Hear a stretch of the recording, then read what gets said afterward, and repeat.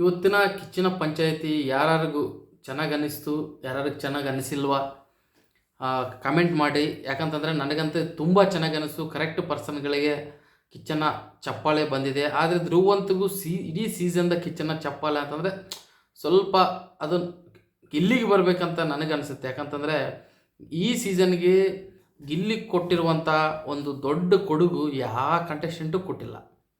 So okay, ಒಂದು ವಾರದ ಕಿಚ್ಚನ ಚಪ್ಪಾಳೆ ಧ್ರುವಂತ್ ಆ್ಯಂಡ್ ಅಶ್ವಿನಿಗೆ ಕೊಟ್ಟಿದ್ರೆ ಅದು ಓಕೆ, ನನ್ನ ಸಮ್ಮತ ಇದೆ. ಆದರೆ ಇಡೀ ಸೀಸನ್ ಕಿಚ್ಚನ ಚಪ್ಪಾಳೆ ಧ್ರುವಂತ್ ಕೊಟ್ಟಿದ್ದು ಎಲ್ಲೋ ಬಿಗ್ ಬಾಸ್ ಟೀಮ್ ಎಡವಿದೆ, ಕಿಚ್ಚ ಸುದೀಪ್ ಅವರು ಕೂಡ ಎಡವಿದ್ದಾರೆ ಅಂತ ನನಗನ್ಸುತ್ತೆ. ಯಾಕಂತಂದರೆ ಈ ಹೊರಗೆಲ್ಲ ಮಾತಾಡೋದು ಏನಂತಂದರೆ ಈ ಸೀಸನ್ ನಡೀತಿರೋದು ಓನ್ಲಿ ಗಿಲ್ಲಿದಿಂದ ಅಂಥೇಳಿ ನಾವೆಲ್ಲರೂ ಕೇಳಿಸ್ಕೊಂಡಿದ್ವಿ, ನೋಡಿದ್ದೀವಿ, ನಾವು ಕಣ್ಣಾರ ನೋಡಿದ್ವಿ. ಗಿಲ್ಲಿಲ್ಲ ಅಂತಂದರೆ ಈ ಸೀಸನ್ ಯಾರೂ ನೋಡ್ತಿದ್ದಿಲ್ಲ ಅಂಥೇಳಿ.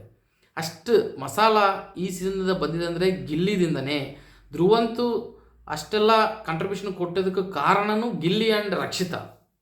ಅವರಿಬ್ಬರು ಇರಲಿಲ್ಲ ಅಂತಂದರೆ ಧ್ರುವಂತ್ ಕಾಂಟ್ರಿಬ್ಯೂಷನ್ ಅಷ್ಟು ಕಾಣಿಸ್ತಿಲ್ಲ ಅಂತ ನನಗನ್ಸುತ್ತೆ. ಸೊ ಅಶ್ವಿನಿಗೆ ಓಕೆ ಕಿಚ್ಚನ ಚಪ್ಪಾಳೆ ಕೊಟ್ಟಿದ್ದಾರೆ ಈ ವಾರದ ಅನ್ನೋದು ಓಕೆ, ಆಕ್ಸೆಪ್ಟಬಲ್. ಆದರೆ ಧ್ರುವಂತ್ಗೂ ಇಡೀ ಸೀಸನ್ದು ಕೊಟ್ಟಿದ್ದು ಅದು ಸರಿ ಅನಿಸಲಿಲ್ಲ. ಅವ್ರಿಗೂ ಈ ವಾರದ ಕಿಚ್ಚನ ಚಪ್ಪಾಳೆ ಇಬ್ಬರಿಗೂ, ಅಶ್ವಿನಿಗೆ ಈ ವಾರದ ಕಿಚ್ಚನ ಚಪ್ಪಾಳೆ ಅಶ್ವಿನಿ ಆ್ಯಂಡ್ ಧ್ರುವಂತ್ ಕೊಟ್ಟಿದ್ರೆ ಅದನ್ನು ಓಕೆ ಜನರು ಕೂಡ ಒಪ್ತಿದ್ರು. ಬಟ್ ಇಡೀ ಸೀಸನ್ದು ಕೊಟ್ಟಿದ್ದು ಯಾಕೋ ನನಗೆ ಸರಿಯಾಗಿ ಅನಿಸ್ಲಿಲ್ಲ. ಮತ್ತು ಭಾಳಷ್ಟು ಜನರು ಕೂಡ ಅದನ್ನು ತಮ್ಮ ಭಿನ್ನಾಭಿಪ್ರಾಯವನ್ನು ವ್ಯಕ್ತಪಡಿಸಿದ್ದಾರೆ. ಡಿಫ್ರೆಂಟ್ ಸರಿ ಇಲ್ಲ ಡಿಸಿಷನ್ನು ಬಿಗ್ ಬಾಸ್ ಟೀಮ್ದು ಆ್ಯಂಡ್ ಕಿಚ್ಚ ಸುದೀಪ್ ಅವ್ರದ್ದು ಅಂತ ನನಗನ್ನಿಸುತ್ತೆ. ಯಾಕಂತಂದರೆ ತುಂಬ ಕೊಟ್ಟಿದ್ದು ನಿಜವಾಗ್ಲೂ ಹೇಳ್ಬೇಕಂತಂದರೆ ಗಿಲ್ಲಿ. ಆ್ಯಕ್ಚುಲಿ ಗಿಲ್ಲಿ 1 ವೀಕ್ದಿಂದ ವೀಕ್ ಆಗಿದ್ದಂತೂ ಸ್ವಲ್ಪ ಸೈಲೆಂಟ್ ಆಗಿದ್ದಂತ ನಿಜ. ಯಾಕಂತಂದರೆ ಆ್ಯಕ್ಚುಲಿ ಅವನು ಸ್ವಲ್ಪ ಎಡಿಯುತ್ತಿದ್ದಾನ, ಲಾಸ್ಟಿಗೆ ಬರ್ತಾ ಬರ್ತಾ ಸ್ವಲ್ಪ ಅಲರ್ಟ್ ಆಗಬೇಕು. ಬಟ್ ಅವನು ಸ್ವಲ್ಪ ಎಡಿಯುತ್ತಿದ್ದಾನ.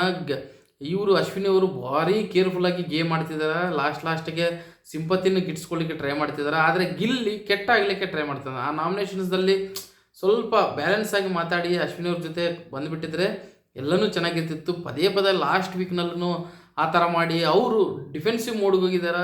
ಇವನು ಅನಿಸ್ಕೊಳ್ಳೋದೆಲ್ಲ ಅನಿಸ್ಕೊಂಡು ಒಂದು ಕ್ಲವರಾಗಿ ಅವ್ರಿಗೆ ಗಿಲ್ಲಿಗೆ ರಿಪ್ಲೈ ಕೊಡ್ತಾ ಇದ್ದದ್ದನ್ನು ನೋಡಿದರೆ ಅಶ್ವಿನಿ ಅವರು ಲಾಸ್ಟಿಗೆ ಸಿಂಪತಿನ ಗೇನ್ ಮಾಡಲಿಕ್ಕೆ ಲಾಸ್ಟ್ ನಾಮಿನೇಷನ್ಸ್ದಲ್ಲಿ ಅವರು ಗಿಲ್ಲಿ ಜೊತೆ ವರ್ತನೆ ಮಾಡಿದ್ದಾರೆ ಅಂತ ನನಗನ್ಸುತ್ತೆ. ಸೊ ಹಾಗಾಗಿ ಗಿಲ್ಲಿ ಸ್ವಲ್ಪ ಇನ್ನಿಷ್ಟು ಕೇರ್ಫುಲ್ಲಾಗಿ ಇರಬೇಕಾಗಿತ್ತು ಲಾಸ್ಟ್ ವೀಕು. ಅದರಿಂದ ಸ್ವಲ್ಪ ನೆಗೆಟಿವಿಟಿನೂ ಹೊರಗಡೆ ತುಂಬ ಕ್ರಿಯೇಟ್ ಆಗಿದೆ ಗಿಲ್ಲಿ ಬಗ್ಗೆ.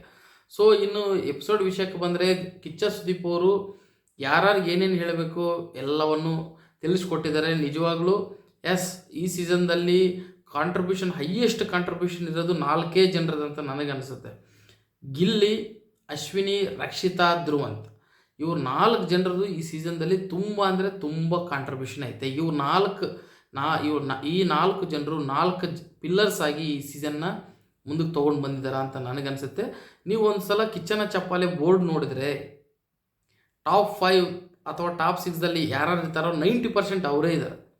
ಈಗ ಗಿಲ್ಲಿ ಟಾಪ್ 5 ಟಾಪ್ 6ದಲ್ಲಿ ಬರ್ತಾನೆ 100%. ಅಶ್ವಿನಿ ಅವರು ಆಲ್ರೆಡಿ ಬಂದಾಗಿದೆ, ರಕ್ಷಿತನೂ ಬರ್ತಾಳೆ, ಮತ್ತು ಧನುಷ್ನೂ ಆಲ್ರೆಡಿ ಬಂದಾಗಿದೆ. ಸೊ ರಘು ಆ್ಯಂಡ್ ಧ್ರುವಂತ್ ಇಬ್ಬರಲ್ಲಿ ಆಲ್ಮೋಸ್ಟ್ ಇಬ್ಬರೂ ಸೇವ್ ಆಗ್ತಾರೆ, ಟಾಪ್ 6ಗೆ ಬರ್ತಾರೆ ಅಂತ ನನಗನ್ಸುತ್ತೆ. ಯಾಕಂತಂದರೆ ಆಲ್ರೆಡಿ ರಾಶಿಕಾ ಎಲಿಮಿನೇಟ್ ಆಗಿದಲ್ಲ ಅಂಥೇಳಿ ಸುದ್ದಿ ಬರ್ತಾ ಇದೆ. ಸೊ ರಾಶಿಕಾ ಈಗ ಎಲಿಮಿನೇಟ್ ಆದರೂ, ನಾಳೆ ಎಲಿಮಿನೇಟ್ ಆದರೂ, ನೆಕ್ಸ್ಟ್ ಹೋಗೋದು ಮಾತ್ರ ಕಾವ್ಯ ಅಂತೂ ಫಿಕ್ಸ್, ಅದಂತೂ ಡೌಟ್ ಇಲ್ಲ. ಮಿಡ್ ವೀಕ್ ಎಲಿಮಿನೇಷನ್ ಇದೆ ಅವ್ರದ್ದು ಅಂತ ಕೇಳಿ ಬರ್ತಾ ಇದೆ. ನೋಡಬೇಕು ಅದೆಷ್ಟುವರೆಗೂ ನಿಜ ಅನ್ನೋದು. ಈಗ it is too early to decide whether Kavya will go or Saman will go. So ಈ ವಾರ ಕಿಚ್ಚನ ಪಂಚಾಯಿತಿ ಅಂತೂ ಎಲ್ಲರಿಗೂ ಏನೇನು ಹೇಳಬೇಕು ಎಲ್ಲವನ್ನು ಹೇಳಿದ್ದಾರೆ. ಅಶ್ವಿನಿ ಅವರು ಸ್ಟಾರ್ಟಿಂಗ್ ಬಂದಾಗ ತುಂಬ ಅಹಂದಲ್ಲಿದ್ದರು. ಆ್ಯಂಡ್ ಅವರು ಐಡೆಂಟಿಟಿನ ಪದೇ ಹೇಳ್ಕೊತಾ ಇದ್ದರು. ನೀನು ಅಂತಂದರೆ ಸಿಟ್ಟಿಗೆ ಹೋಗ್ತಿದ್ರು. ಬರ್ತಾ ಲಾಸ್ಟಿಗೆ ನೀನು ಅಂತಂದರು, ಏನಂತಂದ್ರೆ ಅವರು ರಿಯಾಕ್ಟ್ ಮಾಡೋದೇ ಬಿಟ್ಬಿಟ್ಟಿದ್ದಾರೆ. ನನಗನ್ಸುತ್ತೆ ಅದು ಅವ್ರು ಬೇಕಂತಲೇ ಬಿಟ್ಟಿದ್ದು ಅಂತ ನನಗನ್ಸುತ್ತೆ. ಬಟ್ ಓಕೆ, ಅವರು ಇಂಟೆನ್ಷನ್ ಏನಿದಾವೆ ಲಾಸ್ಟ್ ವೀಕ್ನಲ್ಲಿ ಸಿಂಪತಿ ಗಿಟ್ಸ್ಕೊಳ್ಳೋಕೆ ಹಂಗೆ ಮಾಡ್ಯಾರ ಅಂತ ನನಗನ್ಸುತ್ತೆ. ಆ್ಯಂಡ್ ರಕ್ಷಿತಾಗಂತೂ ಸಖತ್ತಾಗಿ ಕ್ಲಾಸ್ ತೊಗೊಂಡಿದ್ದಾರೆ. ರಕ್ಷಿತಾ ಗಿಲ್ಲಿ ಆ್ಯಂಡ್ ರಘು ಜೊತೆ ಯಾರು ಕ್ಲೋಸ್ ಇರ್ತಾರೋ ಅವ್ರನ್ನ ಟಾರ್ಗೆಟ್ ಮಾಡೋದು ಸ್ಟಾರ್ಟಿಂಗಿಂದ ನಾವು ನೋಡಿದ್ವಿ. ಫಸ್ಟ್ ಗಿಲ್ಲಿ ಜೊತೆ ಸ್ಪಂದನ ಆ್ಯಂಡ್ ಕಾವ್ಯ ಇದ್ದರು, ಅವರಿಬ್ಬರನ್ನು ನಾಮಿನೇಷನ್ದಲ್ಲಿ ಪ್ರತಿ ವಾರ ಇಡ್ತಿದ್ಲು.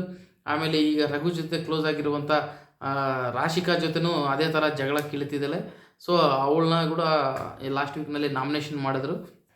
ಸೊ ಈ ಥರ ನಿನ್ನಿಂದ ನಿನ್ನ ವೈಯಕ್ತಿಕ ಹಿತಾಸಕ್ತಿಯಿಂದ ಇಡೀ ಮನೆಯಲ್ಲಿ ಜಗಳ ಆಗ್ತಾ ಇದೆ, ನಿನಗೆ ಅವರಿಬ್ಬರು ಯಾರ ಹತ್ರ ಇದ್ದರೆ ನಿನಗೆ ಯಾಕೆ ಅಂತ ಹೇಳಿ ಅವ್ರನ್ನ ಕರೆಕ್ಟಾಗಿ ಎಕ್ಸ್ಪೋಸ್ ಮಾಡಿದ್ರು.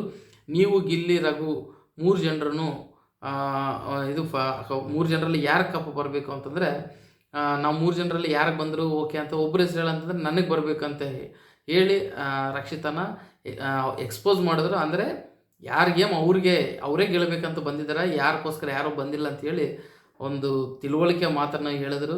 ಅಷ್ಟೇ ಅಲ್ಲದೆ ಚೆನ್ನಾಗಿ ಆಡ್ತಾಯಿದ್ದೀರಿ ಅಂಥೇಳಿ ಕಡೆಗೆ ಲಾಸ್ಟಿಗೆ ಹೇಳಿದರು. ಅಷ್ಟೇ ಅಲ್ಲದೆ ಧ್ರುವಂತ್ ಬಗ್ಗೆ ಅಂತೂ ಭಾಳಷ್ಟು ಹೊಗಳಿದ್ದಾರೆ. ಯಾಕಂತಂದರೆ ಧ್ರುವಂತು ಕೊಡುಗೆನೂ ಅಷ್ಟೇ ಇದೆ, ಕಾಂಟ್ರಿಬ್ಯೂಷನ್ ಇದೆ ಭಾಳಷ್ಟು. ಧ್ರುವಂತ್ ಕಡೆಯಿಂದನೂ ಈ ಸೀಸನ್ಗೆ ಮೈಲೇಜ್ ಬಂದಿದೆ ಅಂತ ಹೇಳ್ಬೋದು, ಒಂದು 20%.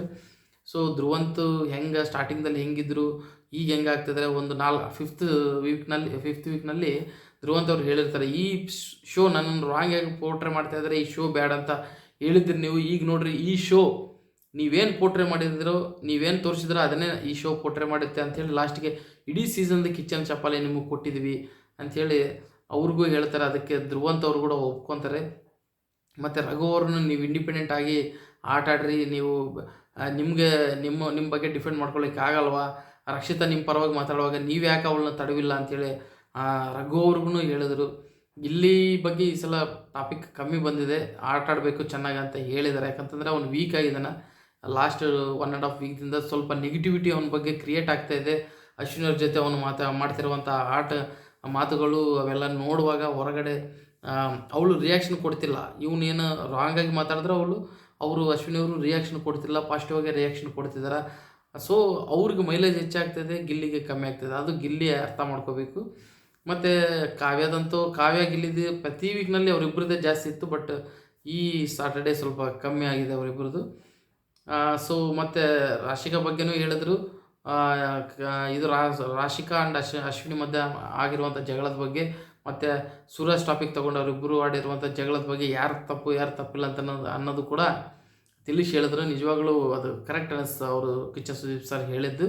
ರಾಶಿಕಾ ಹೊಸದಾಗಿ ಬಂದಿರುವಂಥ ಬಟ್ಟೆಗಳನ್ನು ಪೂಲ್ನಾಗ ಹಾಕಿದಾಗ ಸೂರಜ್ ಅವರು ಅವಳು ಕ್ಯಾಪ್ಟನ್ ಇದ್ದಾಗ ಅವಾಗ ಒಗೆದು ಕೊಡಲ ಅಂತ ಕೇಳಬಾರ್ದು. ಆ್ಯಕ್ಚುಲಿ ಒಗೆದು ಕೊಡಬೇಕು ಅವ್ರಿಗೆ. ಯಾಕಂತಂದರೆ ಫ್ರೆಂಡ್ಸ್ ಅಂತಂದಮೇಲೆ ಒಗೆದು ಕೊಡಲ ಅಂತ ಕೇಳಿದಾಗ ಬ್ಯಾಡ್ ಬಿಡು ನಾನು ಒಗೆದ್ಕೊತೀನಿ ಅಂತ ರಾಶಿಕಾ ಸೂರಜ್ ಹೇಳಿದ್ದು ಅವ್ರು ದೊಡ್ಡ ಮಾತಂತನೂ ಹೇಳಿದರು.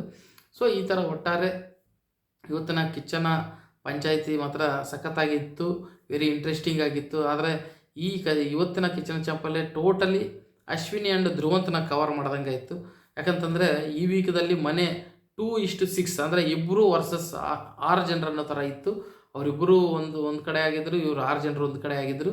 ಸೊ ಅವರಿಬ್ಬರು ಎಲ್ಲೋ ಒಂದು ಕಡೆ ಕಾರ್ನರ್ ಆಗಿದ್ದರು. ಸೊ ಅದರಿಂದ ಎಲ್ಲಿ ಅವಮಾನಗಳು, ಎಲ್ಲಿ ಕಾರ್ನರು, ಎಲ್ಲಿ ತುಳಿತ ಆ್ಯಂಡ್ ಎಲ್ಲಿ ಒಂದು ಡಿಪ್ರೆಷನ್ ಆ್ಯಂಡ್ ಸಪ್ರೆಷನ್ ಇರುತ್ತೋ ಅಲ್ಲಿ ಡೆಫಿನೆಟ್ಲಿ ಒಂದು ಗೆಲುವು ಅನ್ನೋದು ಅಲ್ಲಿಂದನೇ ಸ್ಟಾರ್ಟ್ ಆಗುತ್ತೆ. ಆ್ಯಂಡ್ ಅವ್ರ ಮೇಲೆ ಹೊರಗಿರುವಂಥ ಜನರಲ್ಲಿ ಒಂದು ಸಿಂಪತಿ ಕ್ರಿಯೇಟ್ ಆಗುತ್ತೆ. ಸೊ ಅವ್ರಿಗೂ ಪ್ಲಸ್ ಆಗುತ್ತೆ ಅಂಥೇಳಿ ಈ ವಾರದ ಟೋಟಲ್ ಎಪಿಸೋಡ್ಸು ನಮಗೆ ತಿಳಿಸ್ಕೊಟ್ಟಿದೆ ಅಂಥೇಳಿ ಕಿಚ್ಚ ಸುದೀಪ್ ಅವರು ಹೇಳಿದರು. ಅದೆಲ್ಲ ನಮಗೂ ಗೊತ್ತಿದೆ. ಯಾಕಂತಂದ್ರೆ ಯಾರನ್ನ ಪೂರ ಟಾರ್ಗೆಟ್ ಮಾಡಿದಾಗ ಸಿಂಪತಿ ಅನ್ನೋದು ಕ್ರಿಯೇಟ್ ಆಗುತ್ತೆ. ಯಾವಾಗಲೂ ನಾವು ಇಷ್ಟು ಬಿಗ್ ಬಾಸ್ ಸೀಸನ್ಗಳಲ್ಲಿ ನೋಡ್ಕೊತ ಬಂದಿದ್ವಿ, ಒಬ್ಬರನ್ನ ಯಾರಾದರೂ ಟಾರ್ಗೆಟ್ ಮಾಡಿದ್ರೆ, ಇಡೀ ಮನೆ ಟಾರ್ಗೆಟ್ ಮಾಡಿದ್ರೆ ಒಬ್ಬ ವ್ಯಕ್ತಿನ ಒಬ್ಬ ವ್ಯಕ್ತಿ ಇಡೀ ಮನೆಗೆ ಹೀರೋ ಆಗ್ತಾನೆ, ಹೊರಗಡೆ ಕೂಡ ಹೀರೋ ಆಗ್ತಾನೆ. ಲಾಸ್ಟ್ ಸೀಸನ್ದಲ್ಲಿ ಇವನು ಕಾಗೆ ಪ್ರತಾಪ್ ಇದಾನಲ್ಲ, ಡ್ರೋನ್ ಪ್ರತಾಪ್, ಅವನು ಅದೇ ಥರನೇ ಬಂದಿದ್ದು. ಅವನೇನು ಎಲ್ಲ ಡ್ರಾಮಾ ಡ್ರೋನ್ ಪ್ರತಾಪ್ದು. ಸೊ ಅವನೆಲ್ಲರೂ ನೀನು ಫ್ರಾಡ್ ಅಂತಂದಾಗ ಅವನು ಕೊಡ್ತಿರುವಂಥ ಎಕ್ಸ್ಪ್ರೆಷನ್ಸ್ ಅವೆಲ್ಲ ನೋಡಿ ಜನರು ಅವನ್ನ ಹೀರೋ ಮಾಡಿದ್ರು, ಫೈನಲ್ಗೆ ತಂದರು. ಬಟ್ ಫೈನಲ್ದಲ್ಲಿ ಫಾರ್ಚುನೇಟ್ಲಿ ಕಾರ್ತಿಕ್ ಅವರು ಗೆದ್ದರು. ಸೊ ಇದು ಇವತ್ತಿನ ಕಿಚ್ಚನ ಪಂಚಾಯಿತಿ. ಬಟ್ ಈಗಿರುವಂಥ ಇನ್ಫಾರ್ಮೇಷನ್ ಪ್ರಕಾರ ರಾಶಿಕಾ ಔಟ್ ಆಗಿದೆ ಆಲ್ರೆಡಿ. ವೆಲ್ಕಮ್ ಹೋಮ್ ಅಂಥೇಳಿ ವಿಜುವಲ್ಸ್ ಕೂಡ ವೀಡಿಯೋಸ್ ಕೂಡ ಯೂಟ್ಯೂಬ್ನಲ್ಲಿ ಹರಿದಾಡ್ತಾ ಇದ್ದಾವೆ. ಅಂತಂದರೆ 100% ರಾಶಿಕಾ ನಾಳೆ ಎಲಿಮಿನೇಟ್ ಆಗ್ತಾಳೆ. ಮಿಡ್ ವೀಕ್ನಲ್ಲಿ ಯಾರು ಎಲಿಮಿನೇಟ್ ಆಗ್ತಾರೆ ಅನ್ನೋದು ಮುಂದೆ ಡಿಸ್ಕಷನ್ ಮಾಡೋದು.